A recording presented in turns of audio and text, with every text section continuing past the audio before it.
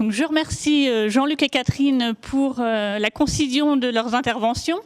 Et maintenant, je me tourne vers vous pour vous demander si vous avez besoin d'éclaircissements suite à ces présentations ou si vous avez des réactions suite aux initiatives présentées. Juste une précision sur sur la concertation. Il me semble que par certaines pratiques locales, il semble que la mise en commun et la mise autour de la table, en l'occurrence sur la restauration collective des prescripteurs des cantines scolaires notamment et des producteurs locaux est essentielle. On a une expérience en Provence-Alpes-Côte d'Azur depuis quelques années où on a un permanent qui s'occupe de cette mise en relation des prescripteurs. Je veux dire que c'est il n'est pas question que de regrouper des producteurs d'une part et des prescripteurs, qu'ils soient des restaurateurs, des centres de vacances. C'est l'enjeu, me semble-t-il, est de mettre autour de la table en même temps les producteurs et les prescripteurs. Bon, après, là, c'est un travail de longue haleine et il me semble qu'on ne met pas assez l'accent sur l'importance de l'animation. Ça a été beaucoup dit ce matin. L'animation et l'ingénierie de ces démarches-là me semble complètement déterminante. Mais non seulement entre l'offre et la demande, mais avec offre et demande réunies. Enfin, surtout sur l'enjeu de la restauration collective, ça me semble fondamental. Excusez-moi, donc Pierre Guédon au Conseil régional Provence-Alpes-Côte d'Azur. Merci. Donc c'est effectivement une question récurrente. Est-ce qu'on commence par l'offre? Est-ce qu'on commence par la demande? C'est une question qui s'est posée en région Alsace aussi. On a initié un programme régional sur l'approvisionnement local de la restauration collective et au final, ce qui est ressorti des expériences des autres régions, c'est que l'idéal, c'est de démarrer les deux en même temps. C'est vraiment amener les deux à se rejoindre. Et si on démarre par l'offre, on n'est pas capable de leur dire, bah voilà, il y a vraiment de la demande. Si on démarre par la demande, ils sont en attente. Ils nous disent, nous, on ne veut pas attendre des années avant d'avoir vos produits et l'offre n'est pas là. Donc l'idéal, c'est vraiment de mener les deux en parallèle, ce qui en pratique n'est pas évident, mais certainement la meilleure solution. Et ensuite, de réunir rapidement les deux autour d'une même table. La réaction face au questionnement que vous soulevez, l'accompagnement, que ce soit pour l'aspect offre ou l'aspect demande, est extrêmement important. À mon avis, on peut travailler sur les deux champs et de les mettre autour de la table, de les faire confronter rapidement, ça peut être délicat. Et il peut être, à mon avis, au vu de l'expérience que j'en ai, il peut être intéressant d'organiser les gens qui font l'offre, donc les producteurs, de travailler avec eux et puis de travailler à côté de ça avec les demandeurs avant de les mettre directement en contact. Mais bon, ça c'est à partir de l'expérience que j'en ai, parce que des confrontations directes, je ne suis pas sûr du résultat. Par contre, j'ai dit tout à l'heure qu'en ce qui nous concerne, ça avait pris du temps. Et ce n'est pas du temps où on est resté à faire autre chose. On a travaillé sur ces dossiers-là, si ce n'est que c'est un temps d'animation, un temps d'accompagnement qui est assez lourd. Et je crois que dans le guide, dans le travail qui va être rendu et dont on vous a fait un petit peu état ce matin, il est largement fait état de l'accompagnement, en quoi, sur les différentes trajectoires, l'accompagnement a consisté, sur quoi il a reposé. Donc quand vous soulevez la question de l'animation, c'est évident que s'il n'y a pas un temps d'animation conséquent, eh bien le travail, ça patine d'autant plus. Bonjour, Gilles Maréchal, donc à la FR-CIVAM Bretagne. Mon intervention porte sur les sujets que vous avez abordés, c'est-à-dire que tel qu'on le lit là, on pourrait avoir l'impression que la coordination de la demande à l'échelle du territoire est surtout intéressante pour les achats de la restauration collective. hein, et souvent la demande publique. Alors, ce n'est pas le cas, mais je voudrais insister là-dessus, c'est-à-dire que cette coordination de la demande est aussi nécessaire pour que, je ne sais pas, le jour de livraison d'une AMAP ne soit pas le jour du marché, par exemple, ou un tas d'autres choses. C'est-à-dire que cet intérêt ne se limite pas simplement aux achats publics ou aux achats de la restauration collective, qui, au moins en termes économiques, pour l'instant, représentent peu de choses dans ce qui est la demande globale d'un territoire. Oui, c'est vrai que là, il se trouve que nos témoignages sont très axés sur la restauration collective qui est en pleine effervescence en ce moment, hein, sur tous les territoires. Mais bon, c'est clair qu'il ne faut pas oublier les autres circuits qui sont prépondérants, hein, les marchés, la vente à la ferme, hein, c'est ce qui arrive en premier, hein, dans les débouchés en circuit court. Et il y a certainement un effort à faire aussi de ce point de vue-là. Excusez-moi, je reprends la parole. Il me semble un aspect qui, pour nous, est fondamental, c'est que ce sont souvent les mêmes interlocuteurs producteurs qui sont autour de la table avec les prescripteurs des cantines scolaires et dans les points de vente collectifs. Donc je crois qu'il n'y a pas des familles. Il y a un moment, il y a la volonté et l'accompagnement de certains producteurs à travailler sur de la vente locale. Donc je crois que le cloisonnement des directions est nocif à l'efficacité globale. Et je voudrais quand même aller un peu plus loin par rapport à la notion de mise en commun, parce que le terme de confrontation me gêne. Il y a, je vais me répéter, mais sur une expérience sur le pays de Haute-Provence en l'occurrence, qui est un pays et qui a pour centre la ville de Manosque, où une communauté d'agglomération est en train de se créer, et avec quelques communautés de communes autour. Il y a une dynamique sur cette mise en relation des prescripteurs des cantines scolaires et des producteurs locaux qui a été engagée il y a maintenant 3 ans et demi, avec un permanent sur le sujet, et dont le seul rôle a été, dont le rôle essentiel a été de mettre autour de la table des prescripteurs de cantines scolaires, des lycées et des collèges et des producteurs locaux.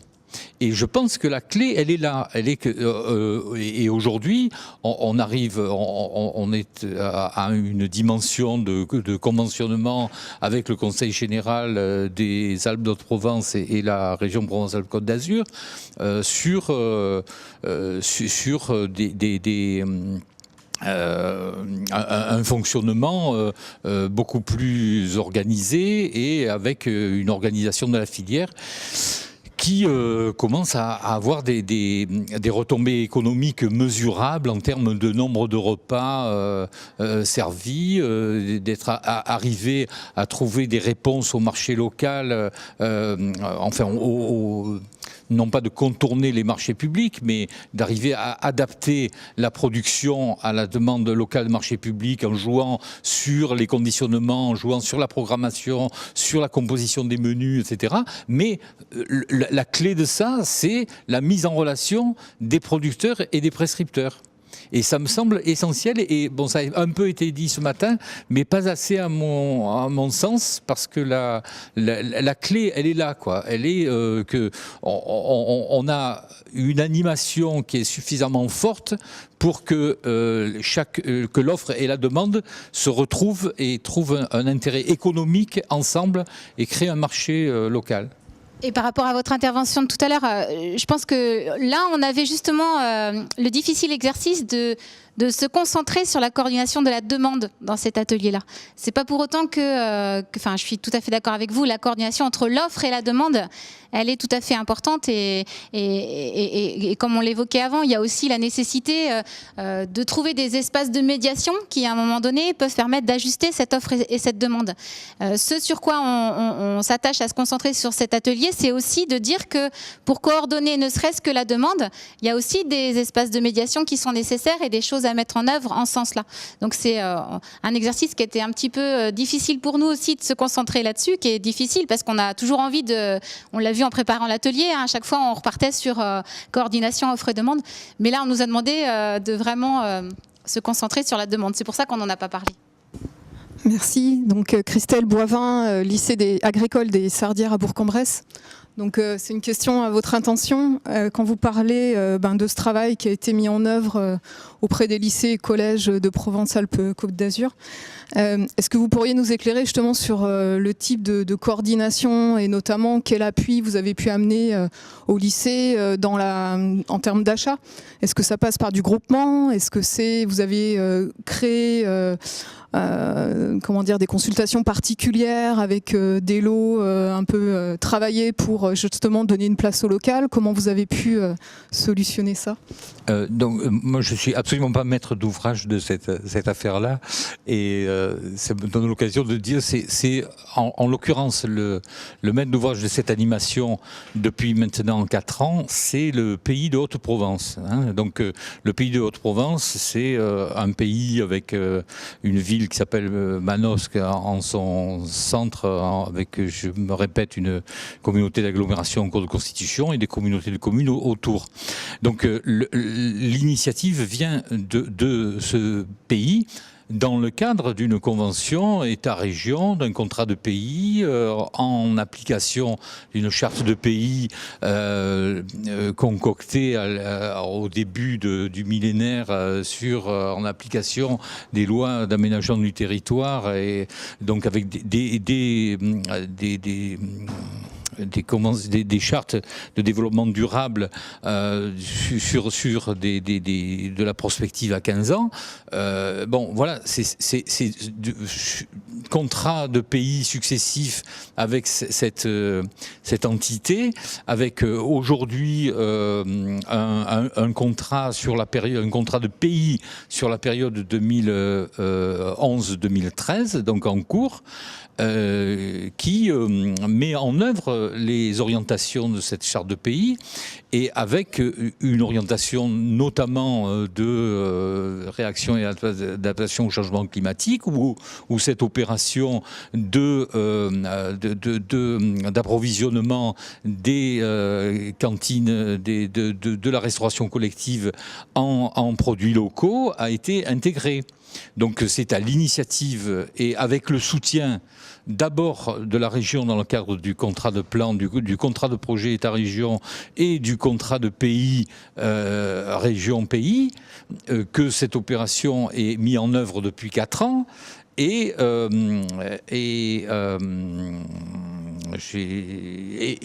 donc l'objectif étant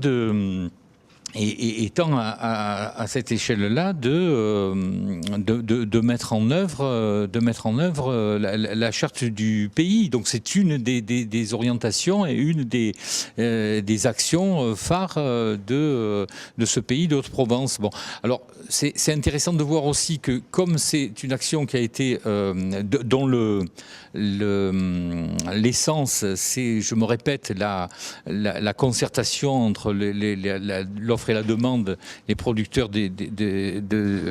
locaux et les prescripteurs de cantines scolaires. Là, il y a tache d'huile dans la mesure où déjà, avec le parc du Luberon qui a témoigné ce matin, on est sur un programme leader qui est sur le territoire Haute-Provence-Luberon, avec des producteurs qui sont sur le même champ pour l'opération de la ferme à ta cantine, qui s'adresse sur le Luberon, plus aux écoles, qu'aux collèges et lycées. Donc on a une vision encore globale avec le parc qui est intégré. Et l'objectif, donc, c'est d'arriver, j'ai perdu le fil, excusez-moi, donc à terme, on est sur cette démarche qui est qui est globalement sur un territoire plus vaste. Oui, c'est ça. Et je veux dire qu'il y a actuellement, dans ce contexte-là, l'association des abattoirs de Digne et de Sisteron. On évoquait la question des abattoirs aujourd'hui. On a donc autour de la table maintenant les abattoirs locaux. On a des initiatives liées sur la réalisation d'huile végétale à partir de tournesol local. Bon. Je veux dire qu'il y a une démarche globale autour de cette démarche qui vise la restauration collective, qui fait tache d'huile et qui agrège les démarches de circuits courts d'autres natures, comme des points de vente collectifs. Merci, je suis désolée, oui, on est contraint par le temps. On va se déplacer un petit peu plus à l'ouest en restant dans le sud. Donc, bonjour, je suis Pascal Charles, je travaille au Parc naturel régional du Haut-Languedoc. Je suis chargé de mission valorisation des produits locaux. On porte un projet de plateforme, donc dans le cadre de locataires, un projet de plateforme matérielle qui s'appelle Regaldoc. Et évidemment, toutes ces questions d'animation, on se les est posées. Il a fallu effectivement travailler sur l'offre, sur la demande et mettre les deux en relation. Et aujourd'hui, nous avons quelqu'un qui est encore un peu timide et qui n'a pas osé se lever pour prendre la parole, mais qui fait ça au jour le jour. Et notamment, on organise demain une visite de rencontre d'un élevage bovin par les cuisiniers de la restauration collective pour que chacun puisse comprendre les contraintes qu'ont les autres à faire avancer la démarche commune d'approvisionner les cantines en produits locaux. Par contre, je voudrais revenir, parce qu'effectivement l'exercice était difficile, surtout pour ceux qui animaient l'atelier, c'est qu'ils étaient obligés de se cantonner à la coordination de la demande, et je voudrais un peu ouvrir le débat sur comment ne pas coordonner la demande à l'échelle du territoire. Parce que ça, c'est une question qui nous est posée chez nous. On a le Conseil général de l'Hérault, notamment pour ne pas le citer, qui nous favorise sur la création de la plateforme, sur le regroupement des producteurs pour la restauration collective, et notamment pour ces collèges. Et en même temps, donc on travaille beaucoup avec les cuisines autonomes de ces collèges-là, et en même temps, à côté, pour des raisons d'économie, cherche à développer des unités de production culinaire. Donc des cuisines centrales, le terme n'est pas autre. Et donc, en fait, on va se retrouver avec des cuisines qui vont nous faire de la liaison froide avec des collèges avec lesquels on travaille aujourd'hui qui font de la liaison chaude de qualité. Donc, je crois que la coordination de la demande n'est pas toujours très bonne et qu'il faut voir aussi à quelle échelle on se positionne et que les grandes collectivités avec lesquelles on travaille doivent se poser la question, effectivement, des actions qui peuvent se faire soit dans le maintien de l'agriculture, soit aussi dans la restauration des lycées et les économies d'échelle qu'ils souhaitent faire. Je participe à un groupe de travail sur une communauté de communes dans le département de l'Ain. Et on a fait ce travail un peu d'inventaire justement de la demande, mais il se trouve que ce sont des petites cantines associatives notamment. Donc on se pose réellement la question aujourd'hui de quelle coordination pour intéresser justement par des quantités qui soient significatives pour des producteurs, justement pour intéresser l'offre potentielle.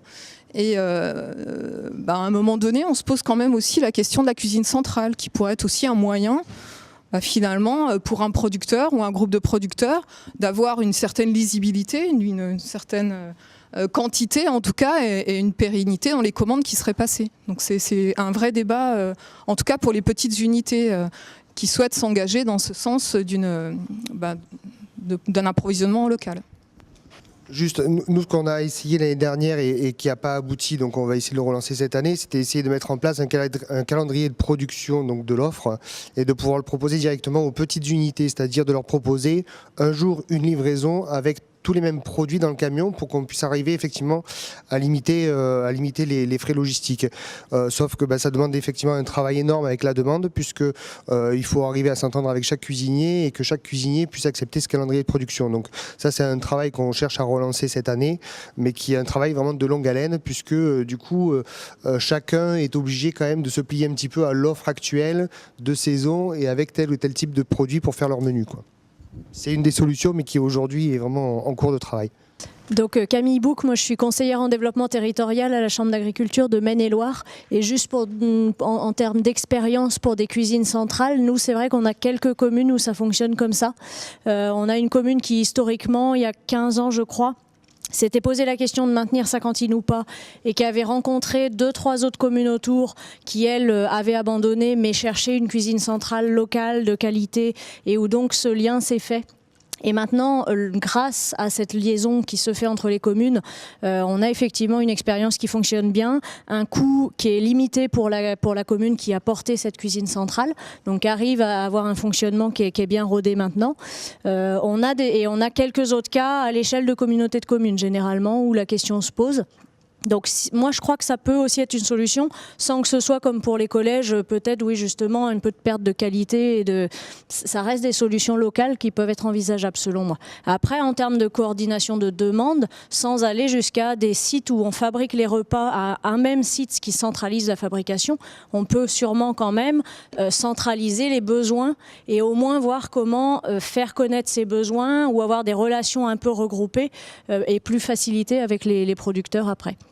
Mais après, je ne sais pas s'il y a des expériences. Nous, on en est un peu plus à ce niveau-là dans le Maine-et-Loire maintenant, à chercher comment au moins optimiser un peu la communication et que ça se fasse plus facilement.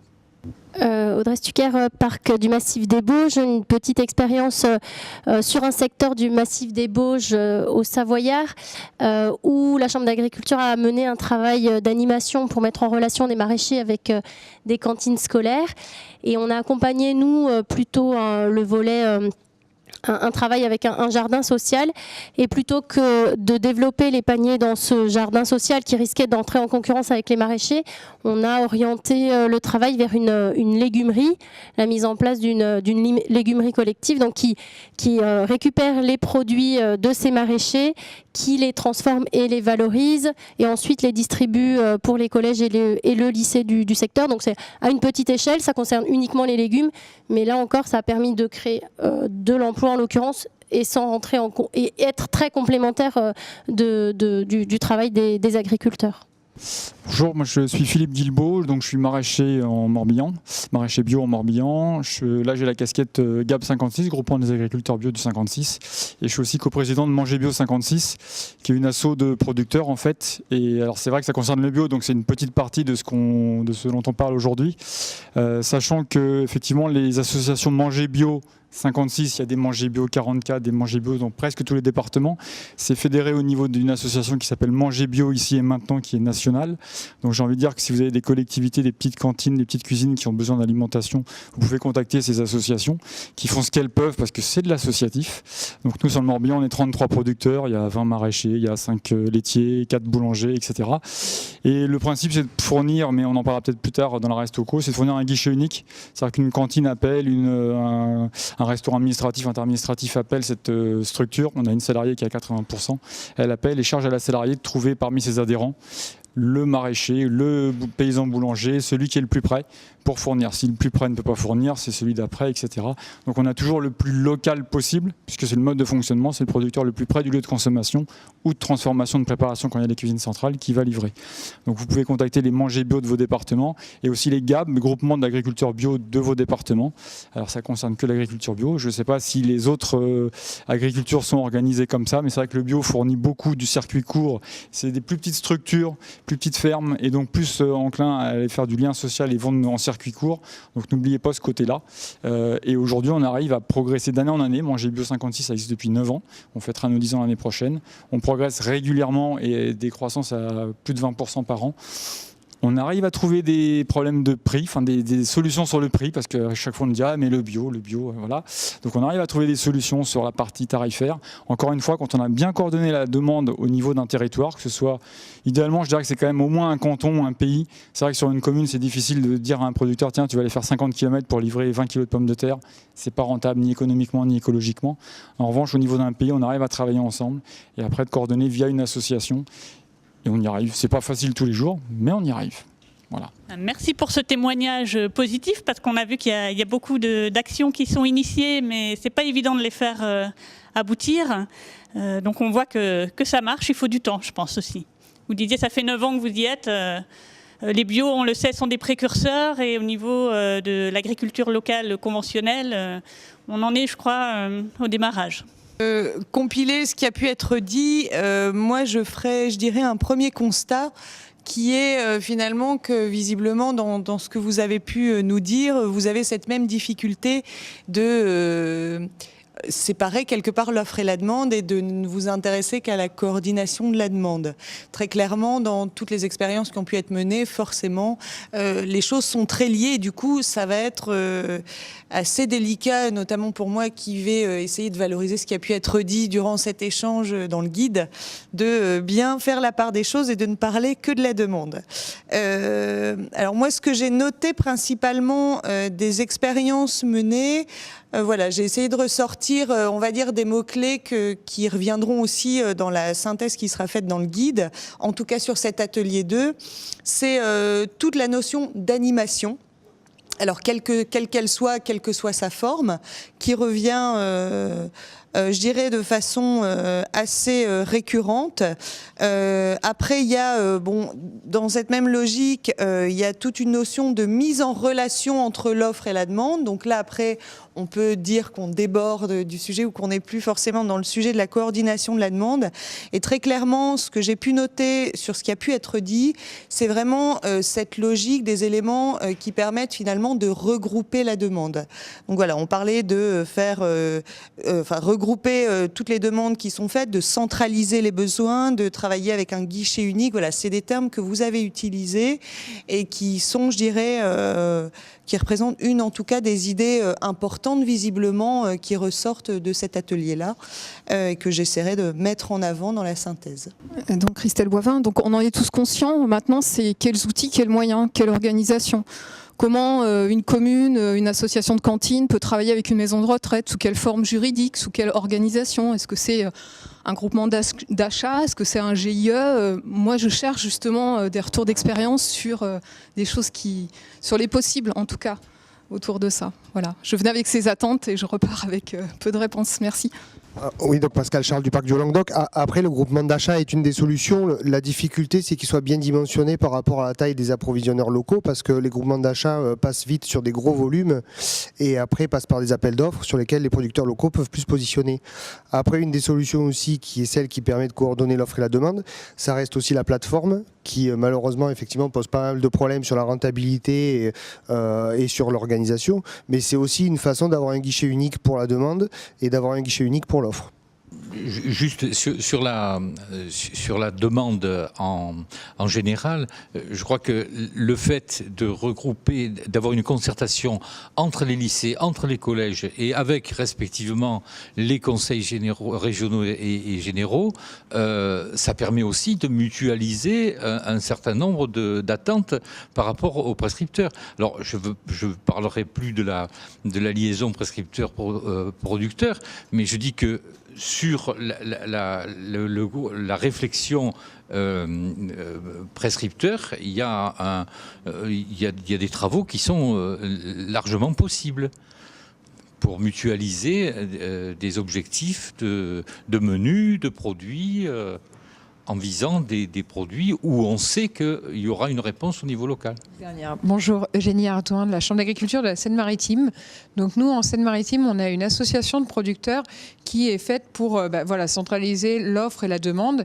Et je pense que quand on parlait tout à l'heure de plateforme, il faut qu'on ait tous en tête l'idée d'une plateforme physique avec toutes ses contraintes logistiques et tout ce qui va avec, mais il y a aussi tout ce qui va être plateforme abstraite, virtuelle, voilà, je cherchais le mot. Et du coup, on parle d'animation, on parle de mise en commun de l'offre, de la demande. Finalement, ce que nos chefs d'établissement, de cantine, etc., nos clients, en gros, cherchent, c'est un interlocuteur qu'ils ont souvent du mal à trouver.